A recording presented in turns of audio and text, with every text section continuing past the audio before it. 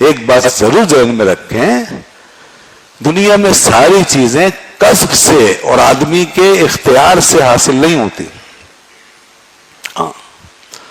کسب کہتے ہیں نا اس کو، اپنے اختیار سے حاصل کرنا. بہت سی صلاحیتیں اور بہت سی چیزیں بہت سی خوبیاں خالق کائنات کی طرف سے عطا ہوتی خود بخود. اس کو ہم کہتے ہیں وہبی صلاحیت. واو ہا با یا وہبی صلاحیت، یعنی جس کو انگریزی میں کہیں گے گاڈ گفٹڈ. تو بہت سی چیزیں گاڈ گفٹڈ ہوتی ہیں، ان میں ہمارا کوئی اختیار نہیں ہوتا، ہماری کوشش کا کوئی دخل نہیں ہوتا، بس اللہ کی نگاہ انتخاب میں آ جاتا ہے. اچھا، گاڈ گفٹڈ کبھی ایسا ہوتا ہے کہ وہ آپ کے لیے نعمت بنتی ہے، اور کبھی ایسا بھی ہوتا ہے گاڈ گفٹڈ چیز آپ کے لیے زحمت بھی بن سکتی ہے. انسان کبھی ایسا ہے کہ کسی ایسے ماحول کے ہاتھ چڑھ گیا جہاں اس کی صحیح تربیت نہیں ہوئی، اور وہ گاڈ گفٹڈ کوئی ایکسٹرا آرڈینری صلاحیت لے کر آیا، تو اس کا بیڑا غرق ہو جائے گا. بلکہ اس کا اپنا نہیں، پوری قوم کا بیڑا غرق ہو جائے گا. اس کی صلاحیت جب منفی کاموں میں لگے گی اور نگیٹو استعمال ہوگی تو پوری قوم کا ستیہ ناش ہے. یہ ہے نہیں دنیا میں ایسی مثالیں موجود ہیں. سیاست میں، مختلف میدانوں میں، مختلف شعبوں میں بڑے بڑے باصلاحیت جینیس لوگ ہوئے ہیں. تو پھر کیا ہے، اس صلاحیت کا نقصان زیادہ ہے، فائدہ کم ہے. آپ کے اپنے ملک میں پہلے نوبل انعام یافتہ شخص جو سائنسدان دنیا کے اندر مانا گیا وہ قادیانی تھا. اب اس کو صلاحیت تھی، اس نے نوبل انعام پا لیا سائنس کے میدان میں، مگر سوال یہ ہے کہ اب قادیانیت کے ساتھ اب وہ اس ملک کو فائدہ پہنچائے گا یا نقصان پہنچائے گا؟ ہم نے تو ویسے نعرے وارے لگانے ہیں نا، میڈیا نے شور مچانا ہے اور کچھ لوگوں نے اس کو بنیاد بنا کے اپنا کام دکھانا ہے، لیکن وہ یہ اپنا کام کر رہے ہیں، وہ اپنا کام دکھاتے تھے، اور اپنے اس شہرت سے، اپنی صلاحیت سے اس ملک کے ساتھ انہوں نے کیا کام کیا وہ دنیا جانتی ہے. آپ ریکارڈ اٹھا کے دیکھیے. تو ایسی صلاحیت سے پناہ مانگیں کہ کسی کو ایکسٹرا آرڈینری کوئی صلاحیت ملے اور پھر وہ منفی کام میں استعمال ہو جائے.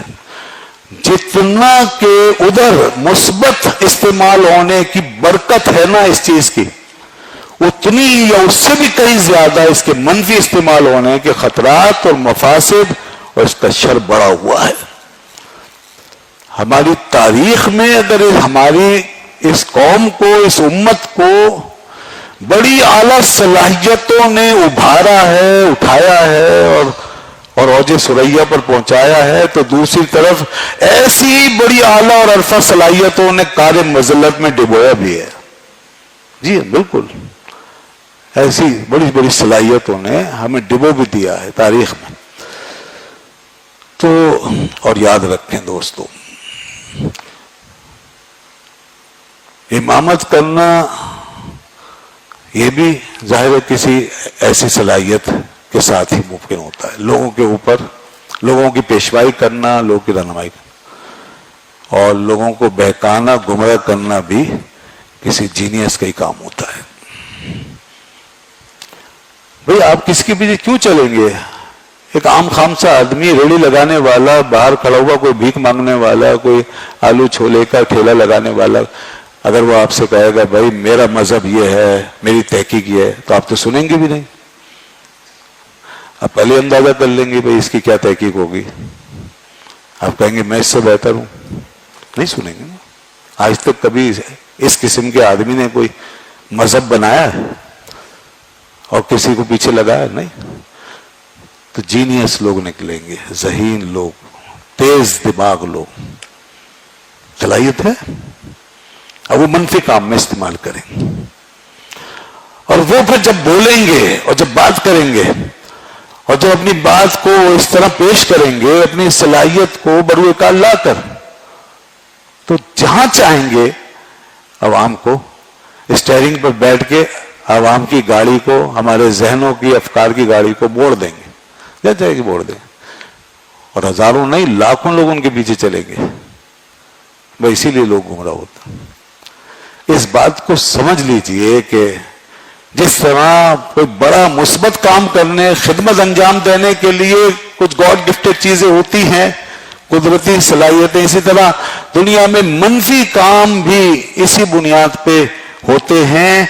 हमें ये नहीं देखना चाहिए कि ये शख्स जो है ये कितना जबरदस्त है, कैसी इसकी सलाहियत है, क्या इसकी खूबी है, नहीं, क्योंकि ये खुदा की आजमाइश है, खुदा का इम्तिहान है, ये मयार नहीं है, ये मयार नहीं है।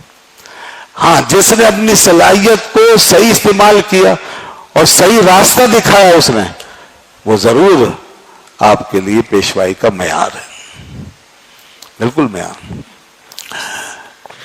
ज़माने रिसालत में एक ऐसा शख्स था कि जो अपना दिमाग ऐसा इस्तेमाल करता था, इतना तेज फहम था और उसका ऐसा हाफजा था कि लोग उसे आम मखलूक में शुमार ही नहीं करते थे। और उसकी दिमाग की तेजी, शार्पनेस, हाजिर दिमागी, उसकी मेमोरी, कि वो इशारे, नुक्ते कोई ऐसे नहीं होते थे जो उससे लॉस्ट हो जाएं। हर चीज उसके दिमाग में हर वक्त चलती थी, और जब वो बोलता तो वो इसी स्पीड से सारी चीजें समेटता हुआ। लोगों ने ये कहना शुरू कर दिया कि इसके अंदर एक दिल नहीं है, दो दिल है। ये बात बाकायदा उसके बारे में मशहूर हो गई कि इसके सीने में, इसके जौफ में यहां दो दिल है। तभी तो ये इतना तेज और इतना हाजिर दिमाग है। हम एक दिल से काम लेते हैं, ये दो दिलों से काम लेता है। उस पर सूरह अहज़ाब में अल्लाह तबारक व तआला फरमाया कि अल्लाह ने किसी के सीने में दो दिल नहीं रखे, ये कि आजमाइश है, ये इम्तिहान है इस शख्स के लिए और पूरी कौम के लिए। ये होता रहा, मगर आज कहां है वो, किसके सामने खड़ा रहा? उसके दो दिल थे तो कोई एक दिल भी अल्लाह के महबूब की तरफ माइल नहीं हुआ। किसी एक दिल में भी खुदा के रसूल की मोहब्बत नहीं जा सकी। अगर उसके दो दिल थे बकौल, वैसे नहीं है, हकीकत में नहीं है जैसे कुरान ने फरमाया, लेकिन लोगों के बकौल अगर दो दिल थे और दोनों ही हक से दूर हो गए तो दोनों ही तबाह हुए, फना हुए, मिट गए। आज उनका कोई नामो निशान नहीं। और जिनको अल्लाह ने एक दिल अता फरमाया, यानी उसके मुकाबले में जिनके लिए नहीं कहा गया कि ये दो दिल रखते हैं, उनके दिलों के पर अल्लाह ने जब ईमान की मोहर लगाई, उलाइका कतब फी कुलूबिहिमुल ईमान, और जब उनके अंदर ये ईमान पहुंचा तो फिर क्या हुआ, उनके लिए आसमानों से मदद आ गई, वो दुनिया पर छा गए। तो इसलिए दोस्तों, तेज फाहमी, दो दिल हो या चार दिल हो, दो दिमाग हो या चार दिमाग हो, दिमाग आपका 1200 सीसी का हो या 1600 सीसी का हो या 1800 2000 सीसी का किसी का काम करे, इससे कुछ नहीं होगा जब तक कि वो हक के रास्ते पे नहीं चलेगा, जब तक वो चीज आपके काम ना आए, आपके दीन में, आपके मुल्क में, आपकी कौम में। इसलिए आज बहुत से लोग अपने अपनी सलाहियतें लेकर मैदान में उतरे हुए हैं और वो सोशल मीडिया पे छाए हुए हैं, मगर हर एक से मुतासिर मत होइए।